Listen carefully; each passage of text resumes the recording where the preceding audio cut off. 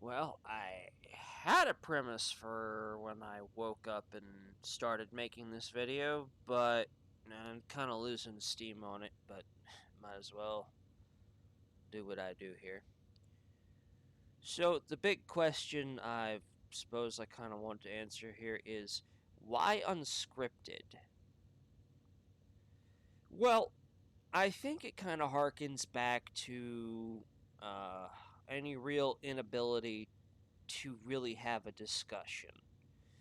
And that's kind of generally because my discussions tend to get, well, in a vocal sense, they tend to get dominated. I can't really speak all that easily. Uh, it, it, it kind of has to do with me not really being a social individual and not really knowing how to articulate my points. And I'm kind of also spoiled for word choice at the same time. I have a fairly large vocabulary, and it can make it difficult for me to uh, get my points out. It also doesn't help that I'm not necessarily the most quick witted of individuals either. So, me taking the time to get my point out in a way that I feel that other people can understand is difficult for me. And it doesn't help that in any discussion, so to speak, may turn into kind of a debate, and I tend to let people run roughshod over me. So I don't really get as much practice in being able to vocalize what it is I want to speak. Uh, so that's part of the reason why I kind of do unscripted videos, is it gives me kind of a chance to really um, focus and try to practice getting my points out in real time. It's generally why I kind of prefer most forms of just chat or even just forum post speak, because I can take the time to kind of ensure that um, what I want to say doesn't get lost in translation, and I can make my points more easily when I am not being interrupted, and that tends to kind of make my posts rather lengthy and long-winded. Same thing as my explanations in general. Primarily because I have a lot to say, and it's easier for me to get it all out when I'm not being run roughshod over. Maybe that's not the best way for me to practice it, because the way people's attention span is shortened quite a bit. And I know that's definitely a thing that I struggle with, as well as not being able to pay attention as long. Like I know I make all these videos. They're like, like 30 minutes to an hour, and even I don't really have the attention span to listen to myself ramble for that long. So it's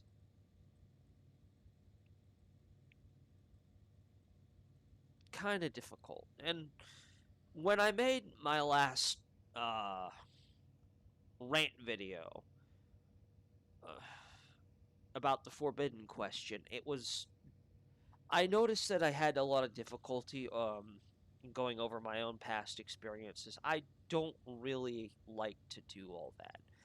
I grew up in the first generation of the internet. Like, people joke about how dial-up was a thing back in the day, and, everybody would do this, but, that's what we had back then. And I grew up on dial-up internet at a fairly young age. And, internet safety was a big thing back then. So anonymity became, the big taboo you didn't break. You didn't tell anybody where you were. You didn't tell anybody your real names. You made up your aliases. And if, things were dire enough, you just went anonymous. Like, anonymity was the big thing. And I still try to carry as much of that with me into the modern age as possible. Despite the fact that everybody's pulling all the information on you and everything itself, and making making up fake names and addresses is kind of a thing, and creating misinformation to combat any information gathering on you. And this does tend to make life a little bit more difficult for me as well. On one hand, I want to retain that kind of anonymity. On the other hand, it makes it difficult when uh, people don't understand what I'm saying and where I'm coming from. Well, how can they? I'm trying to conceal that as much as possible, but it makes it difficult for people to see things from my point of view. And that's kind of where all this is necessarily coming from. Um,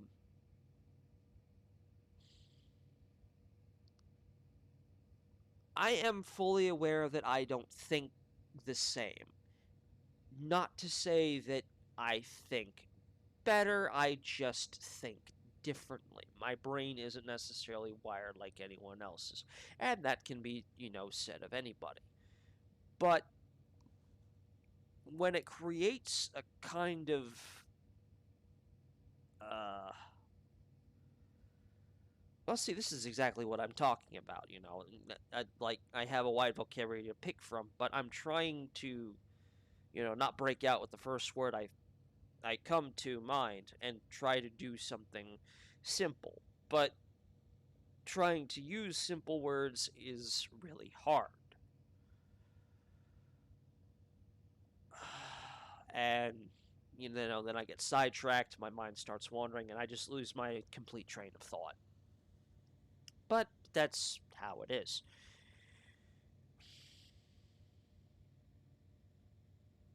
And you think I would alleviate all this with the script. Well, I could. And maybe that would be better for me. I know I'm not really the cleanest of content creators, I hardly put into work in any of this at all. I don't get many views because of that, and I generally tend to really only share with a small crowd, and it's not exactly conducive to growing a big channel for a big following. Uh, well, you know, not really going to be able to make a living off this kind of stuff. Just sitting here rambling my own incoherent thoughts for hours upon hours on end. Nobody really wants to watch that. And, they're right. But at the same time, I do this mainly for me as well.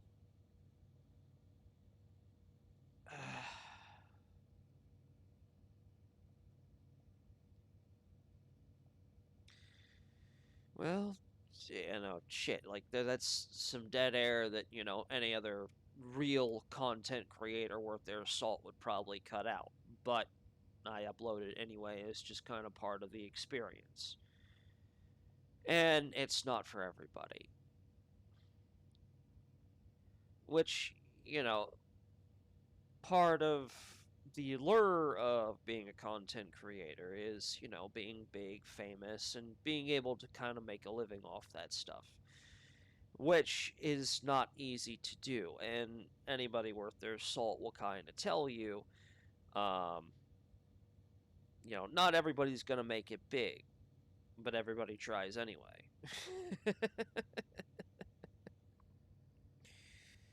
I'm probably never going to be a big individual like that. If anybody does run across my content, it's going to be quantity over quality, and it's quantity is a quality all of its own, and all that fun stuff. I don't know.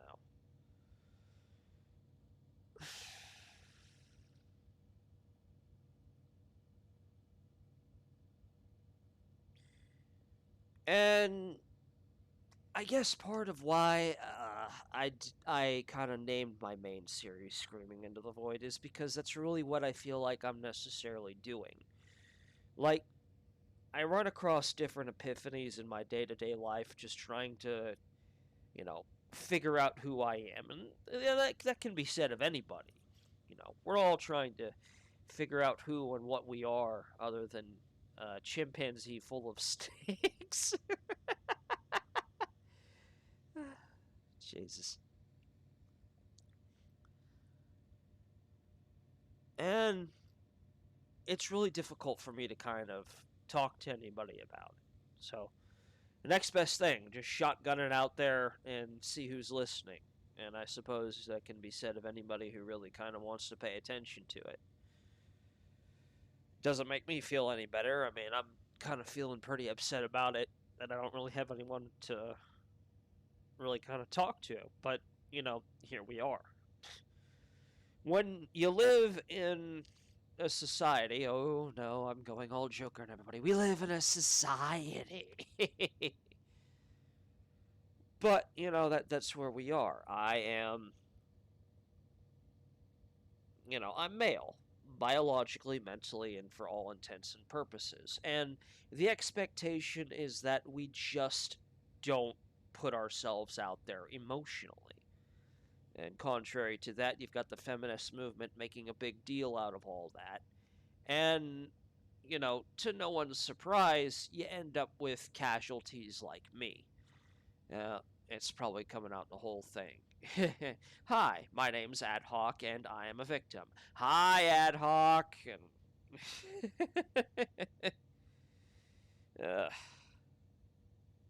it's true what they say. Self-deprecation and humor is a powerful thing, but it really kind of erodes the soul. I mean, really does it. But part of the epiphany I've kind of had recently is just, uh, I am just mentally crippled. That's where I am.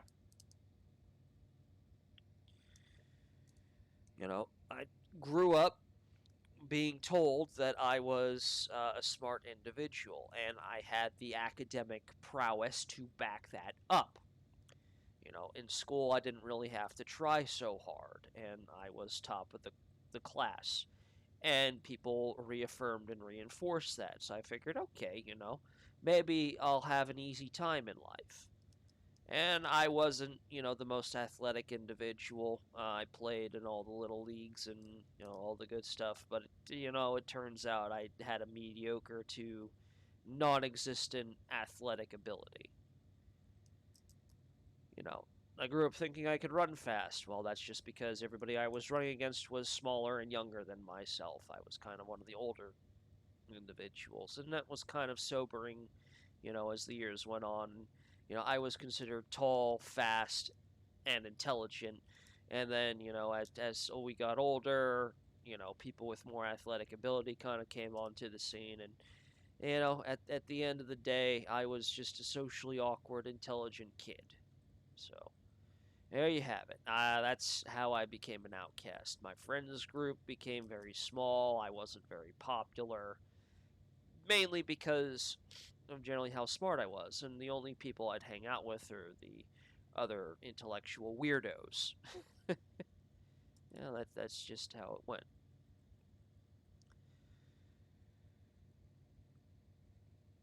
But, I at least had that going for me. And growing up, I had a sire that was intellectually capable. I mean, he was an actual computer programmer, for crying out loud. And I figured, hey, if he can do it, so can I. You know, I don't have to worry about being athletic or really popular, as long as I got a couple of friends, I suppose. And that was kind of a big concern growing up. It's like making friends, it's one of the big things you talk about. And, you know, life happened.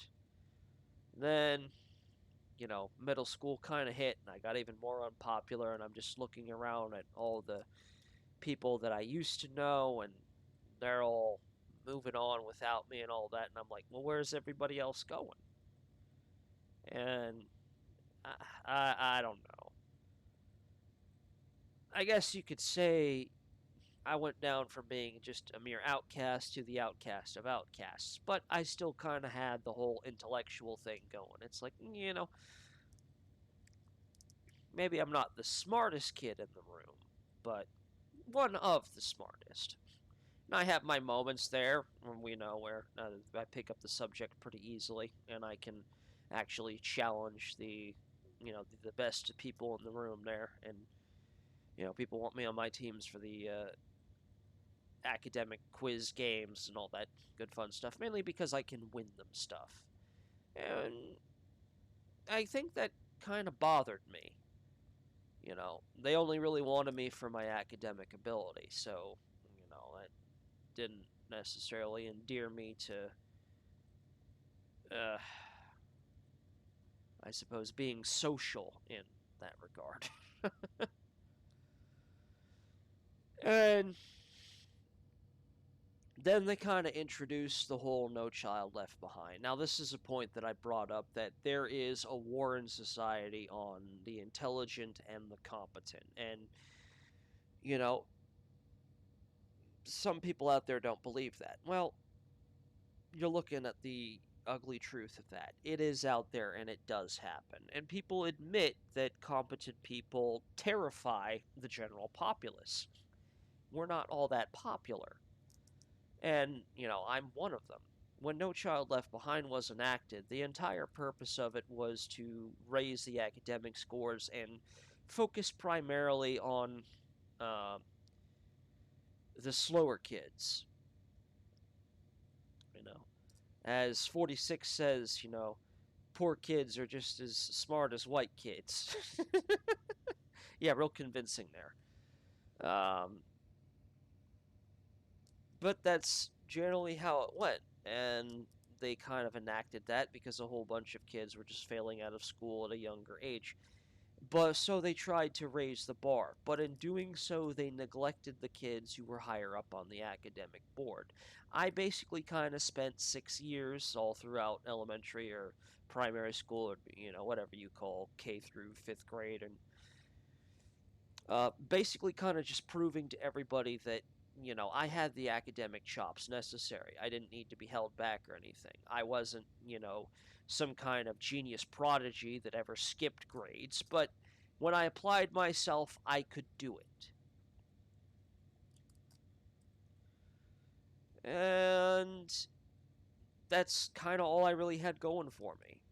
I tried other hobbies kind of outside that, and nothing kind of really ever panned out. They were just kind of hobbies, but nothing kind of really stood out and said, yes, this is what you're good at. This is what you can do. I mean, I can follow instructions pretty well and be trained properly, but kind of beyond that, I didn't really have much else going for it. When you look at the American education system, they say it's basically for training manufacturing factory workers. They weren't kidding. That's kind of how it's been for a while now, and since manufacturing kind of got deployed, the system's changed, but it didn't evolve with it, and that's kind of where we are.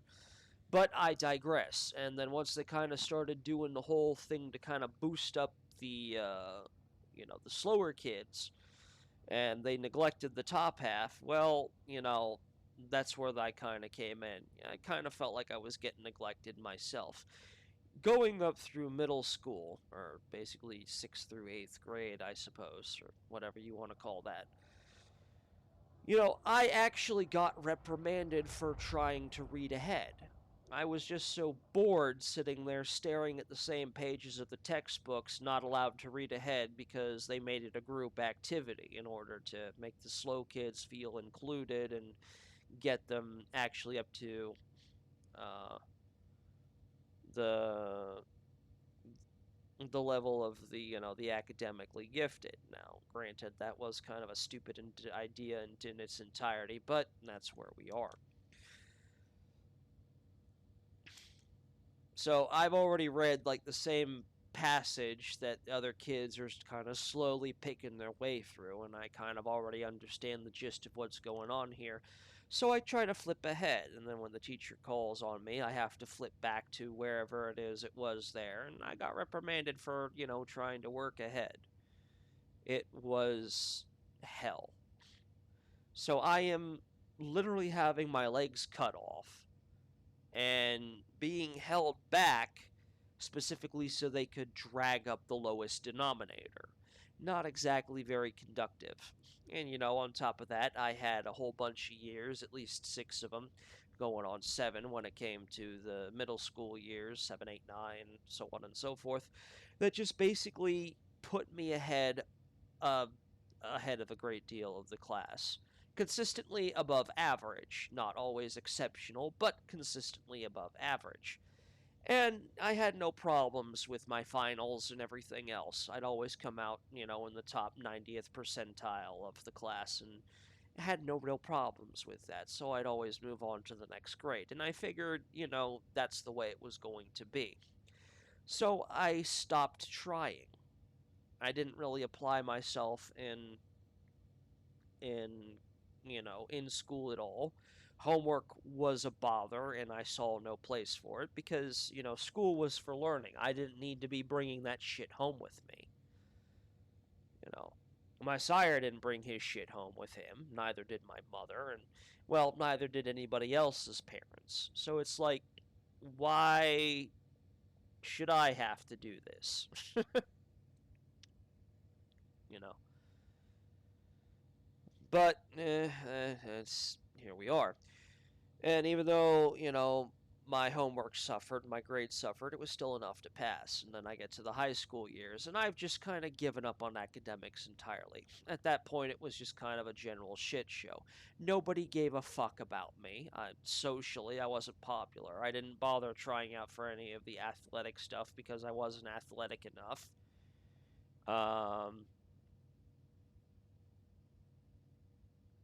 So yeah, I just kind of became that weird nerdy kid with the weird um, thing else going for me, and that's kind of where we are. I was so bored that I got in trouble for the stupidest shit when I was in school. I got in trouble just because I decided to climb up on top of the wall lockers because I liked sitting up high. I did a celebration dance on top of the desks when I completed something because it was bothering me. It was stupid, so I figured, hey, what's the celebration? Got in trouble and got in school suspension for that. I got tossed out of class despite being coming into the door because the door was open, but I was after the bell, so they kicked me out of the classroom, suspended me, and I figured, well, fuck it. If you're going to lock me out of the classroom, I may as well not show up. And then, attendance started becoming a thing, classroom participation started becoming a thing, homework started becoming the grades, and my grades just got lower and lower and lower. And ultimately, I just said, fuck it. As long as I'm performing, in the top half, in like the top percentile of the class on the finals, I'm going to get moved on to the next grade anyway, so who gives a fuck? Well, it didn't really pan out by the time I hit the 10th grade, and that's kind of when things went sideways. I started going on special academic plans because I was a special student in more ways than one, I suppose. Needless to say, that's kind of where my mental crippling kind of hit the place there. Oh, I actually kind of left out one of the most hilarious parts. I once got suspended for the last week of school after finals for practicing my barbering. It was one of those stupid, dare things of the kids. And it's like, they were daring people to cut off the little bit of a hair off the tip end of this ponytail. Somebody dared me. I actually did it and got caught. I thought I was being sneaky, but nope, nope, nope. Got caught right in the open. Guy turned literally as I did the scissors. Everyone made the noise. Teacher turned their attention on me. Holy shit, everybody kind of made it into a big deal. So next thing I know, I'm in the principal's office. They actually got the hair clipping itself. And they stuck it in a sandwich bag and they had it stapled to my suspension form.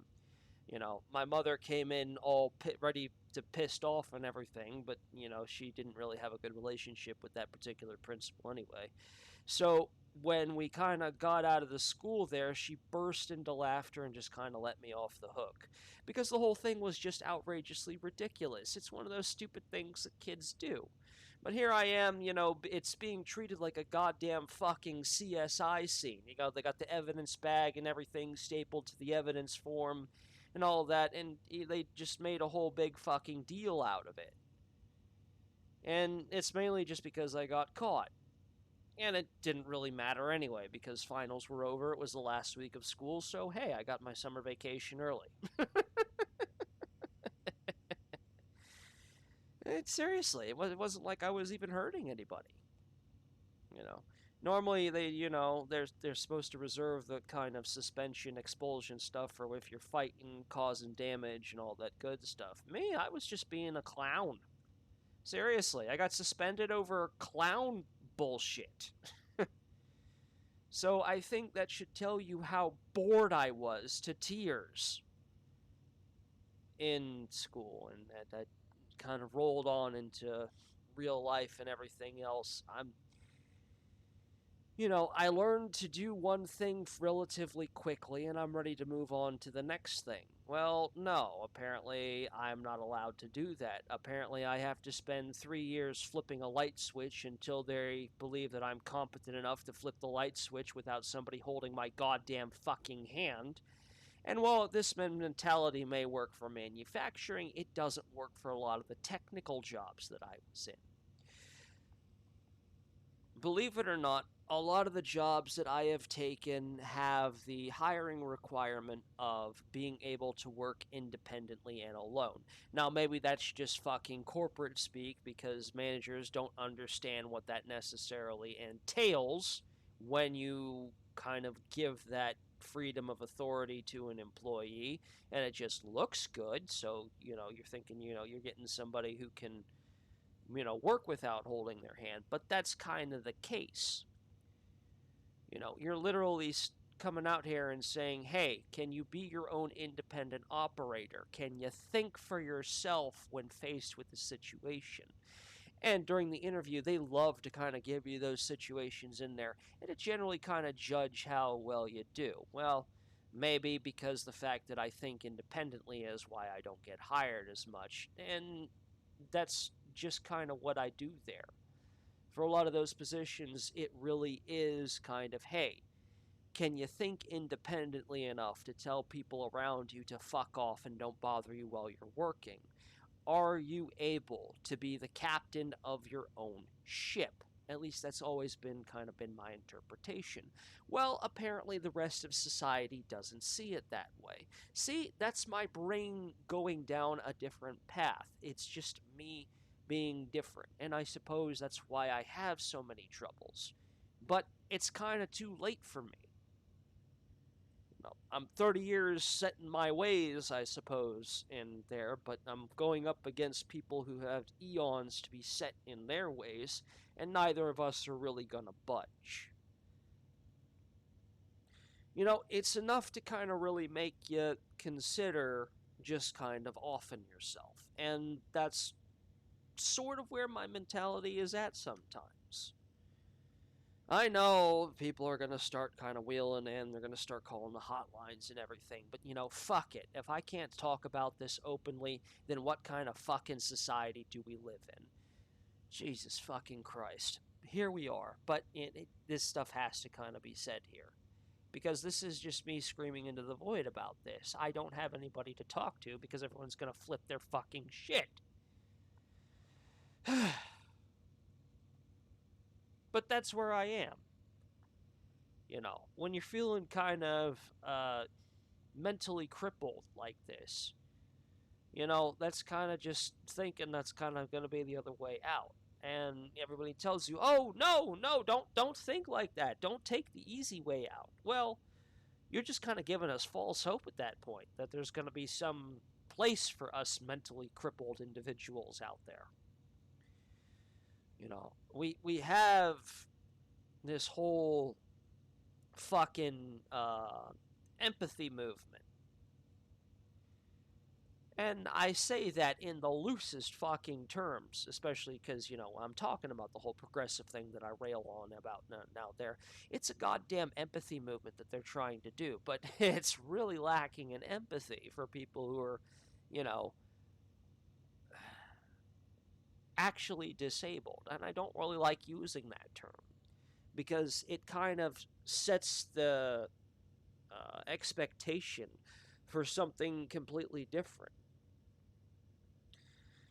You know, there's this whole thing where people start screeching about, oh, you're being ableist against the disabled people.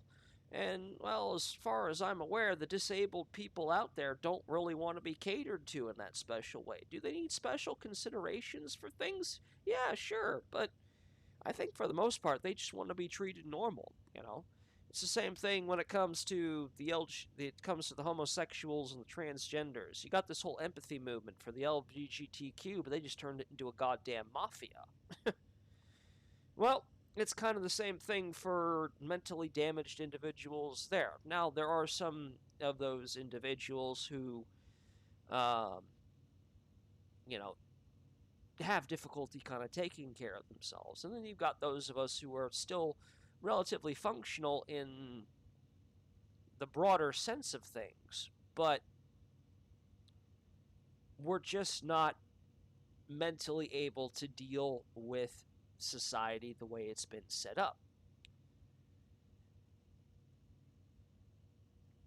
You know, my legs, got chopped off under me, and then I got fed a whole bunch of lies, and now we're kind of at the point it's like, all right, well, those lies kind of fucked me up. Might as well pull the trigger and call it a day. Well, no, you can't do that. That's like mentally weak and whatnot. Well, okay, then what do you got for me? We got nothing, dude. You're not mentally fit to be part of our society. Well, shit, should I just go run off into the wilderness? I know I'm not mentally capable of doing that. Like, I don't know how to live off the grid. And I could always go educate myself, I suppose. But when you've kind of reached this state of apathy, you don't really have the motivation to do anything anymore. That's kind of where I'm at. I could always just go off the grid and not be relying on anybody, but I don't really kind of have the motivation to do it. So I kind of stick around hoping that the lies they'll feed me will one day eventually become true, and there'll be a place for. God, it's so fucking hard to say.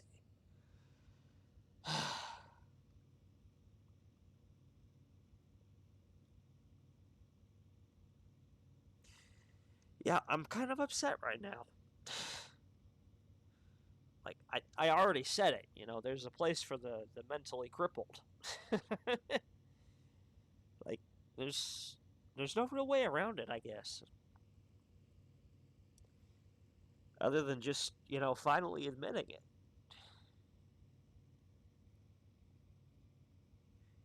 I suppose it's kind of a case of Stockholm. We always, they always go on about the victim mentality of how abuse victims stay with their abusers simply because they think they could, change, or they just don't know any other way of life. And it's frustrating as hell.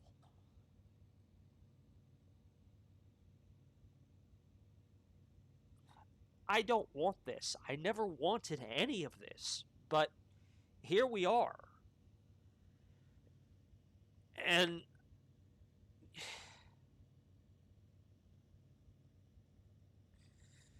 to make those changes that would need to be made is a very hard thing to do. And I don't know if it's really going to pay off in the end. And all my experiences to this point have just said, no, it's not worth it.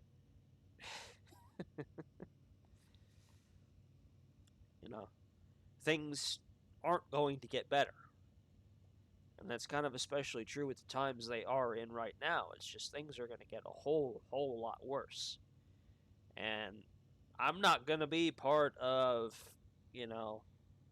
that group that's necessarily going to be able to survive. I know I kind of surround myself with people who talk about prep work and everything, and they kind of done all their prep work and whatnot. They're ready for it. They're ready to go. Well, not me. The only reason I'm kind of around them is because I kind of share the same, animosity. It's like I don't fit in with the whole empathy movement because they're not genuine. They're not legitimate. They don't actually care. It's kind of starting to work its way around the wider populace that this whole empathy movement thing is really just people moving on to the next big thing. Like, you notice the whole talk about COVID stopped, and I even kind of had this one spat with somebody else in another voice chat channel about the whole thing. It's like they even straight up said,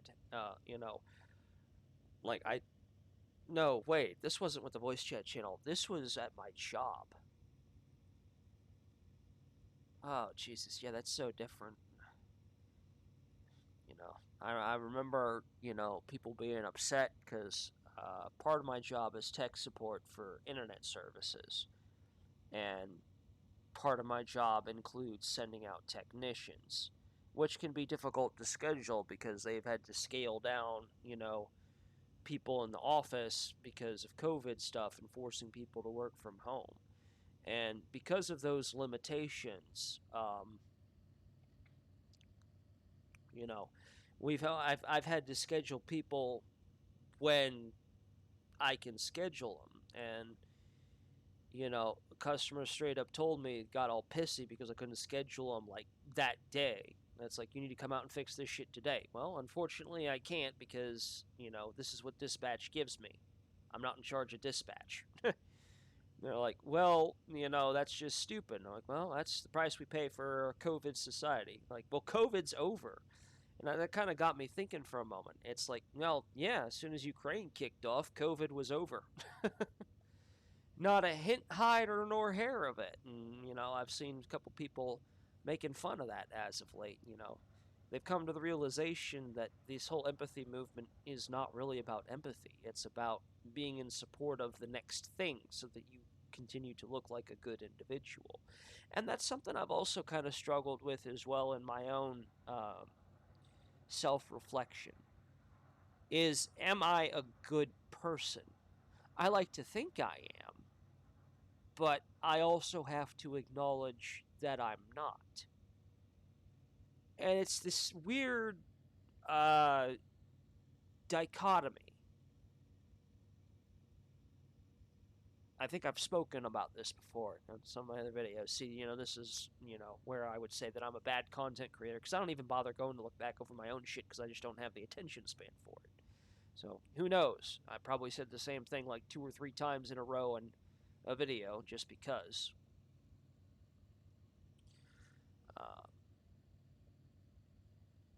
But, there it is. I am at least capable of self-reflection and thinking, am I really a good person? Look at my actions and say, maybe I'm just not. I can definitely say that I'm no saint, that's for damn sure. And it's the attempts of trying to be a good person that really hurt.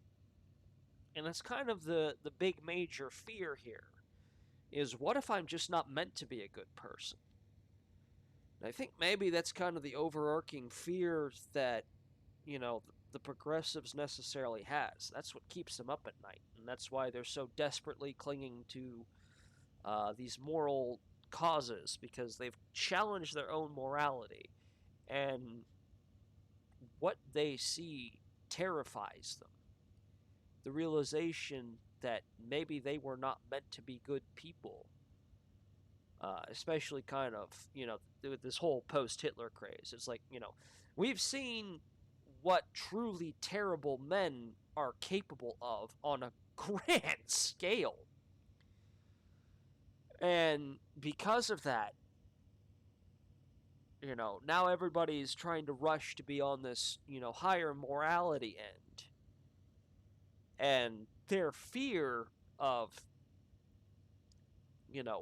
being labeled and seen to that's what keeps them up at night. And that's why they're trying so desperately to make this whole morality this whole progressive idealism about morality and the push to be a better person, because they've collectively looked at themselves and discovered that they may not be good people, and it may even be in their very own nature to not be good people. And the kind of response that they would face for that, you know. I mean, being on the wrong end of a giant army, or even, you know, kind of a giant alliance of nations bearing down on you just because you're not necessarily a good person, yeah, that can be kind of a daunting prospect, I suppose. And, you know, while I think that's kind of what separates people like me from the desperate individuals who are trying to champion this empathy movement, is that I can admit that I'm not a good person in whole.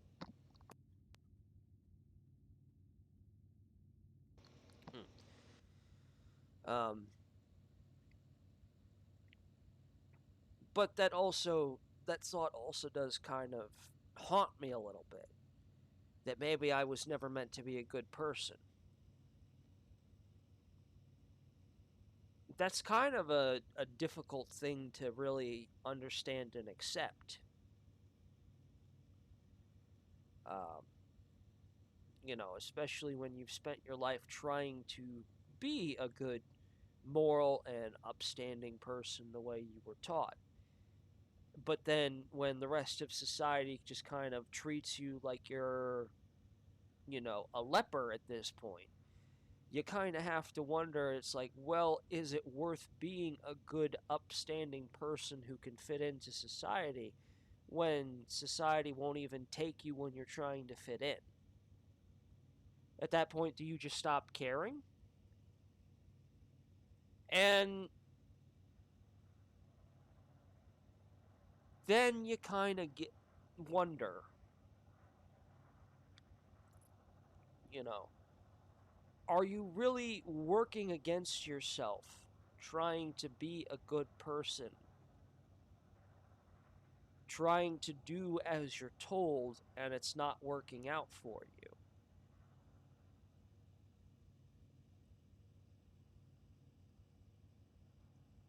Because here's the mental on where I'm at.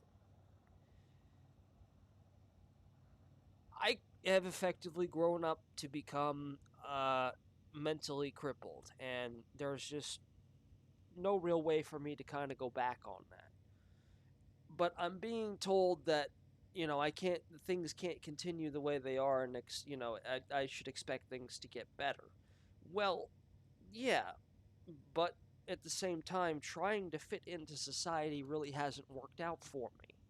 I've done, you know, the entire thing. I've, you know, sat down, did things the way they wanted to. I've tried being my own independent agent. What do you fucking want from me? Seriously, what do you want from me? I get told that I'm supposed to, you know, come in and try to be better and, you know, make everything better at the same time. Or, you know, I should also just, you know, shut up and do things the way they've always been done, and to not kind of improve anybody's stance on anything. But if I want to, you know, make real money, then I need to be part of the manager class, and that means, you know, making changes, improving that I'm an asset to the. What do you want from me? You're not sending a very clear message. What do you want? And it's ironic that I ask this, because it's the same thing that also kind of destroyed my.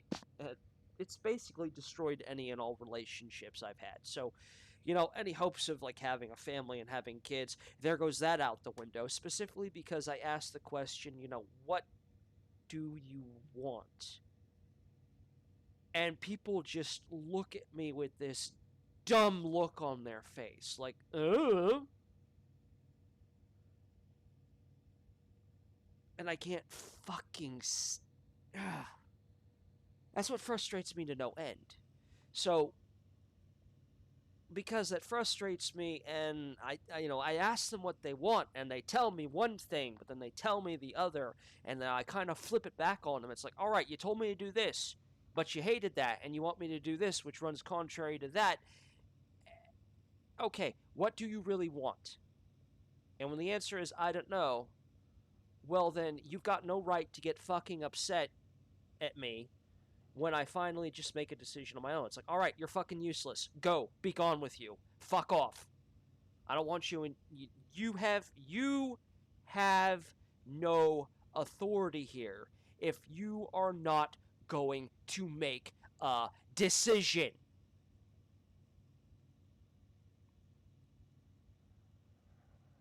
If you cannot properly make a decision, you have no business in authority. That's kind of the difficult thing where it kind of comes to that. If you're going. And I know I'm going to catch flack for this. People are just going to tell me, dude, just shut up and do what you're told. Okay, I shut up and do what I'm told. No, you should do it this way. Okay, I do it this way. Well, guess what? You fucked up. You did it wrong. You're out of here. What do you really want? It really frustrates and annoys me when you cannot make a clear decision. Make a goddamn fucking decision, or I'm going to make one for you.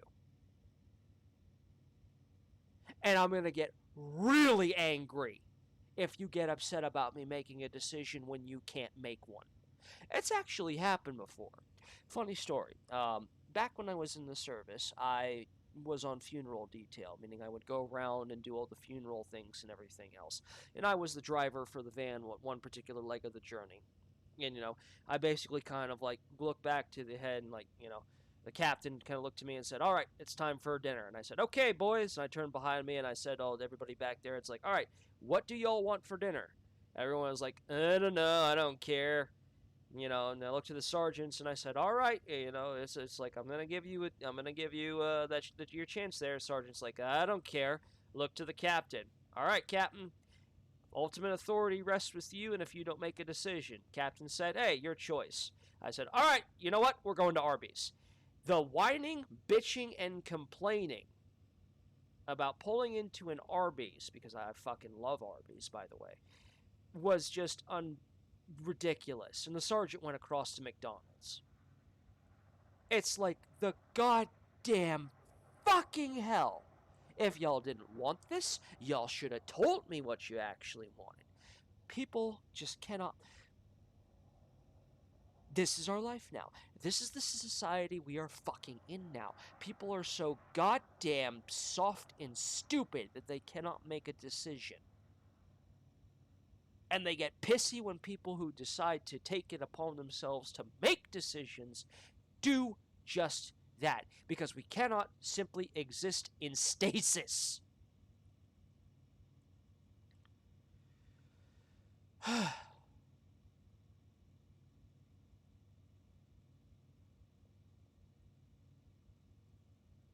All right, well, I think that's going to kind of be my rant for this go around.